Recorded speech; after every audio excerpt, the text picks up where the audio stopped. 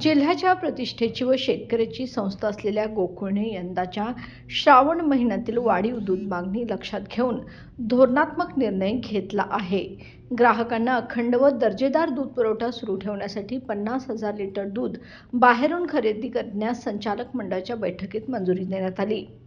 श्रावण महिना उत्सवाने वाढलेली मागणी यामुळे दूध वितरणात कोणताही अडथळा येऊ नये यासाठी व्यवस्थापनाची ही प्रोॲक्टिव्ह पावले उचलण्याची भूमिका सकारात्मक म्हणून पाहिली जात आहे.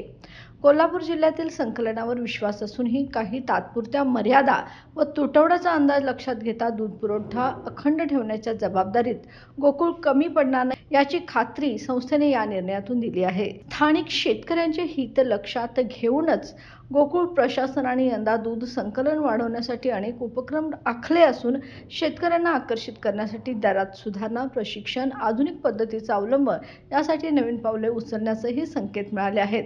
ज्याप्रमाणे शहरातील नागरिकांना दर्जेदार दूध मिळत राहील त्याप्रमाणे बाहेरून दूध घेण्याचा निर्णय ही वेळेवर, तात्पुरता व नियोजनपूर्वक आहे असं अनेक जाणकारांनी म्हटलं आहे. बाळ, फ्रीजमधून श्रीखंड काढ ना. आम्ही पूर्वी घरीच बनवायचो श्रीखंड. त्याची चवच वेगळी होती. आता काय सगळं रेडीमेड. आजी, हे श्रीखंड खाऊन बघ. आज तुझ्या आईनं घरीच बनवलं की काय? हे आहे गोकुळचं श्रीखंड. अगदी जिभेवर रेंगाळणार. जिभेवरच नाही तर मनावरही रेंगाळणार. गोकुळ श्रीखंड, मनावर रेंगाळणार.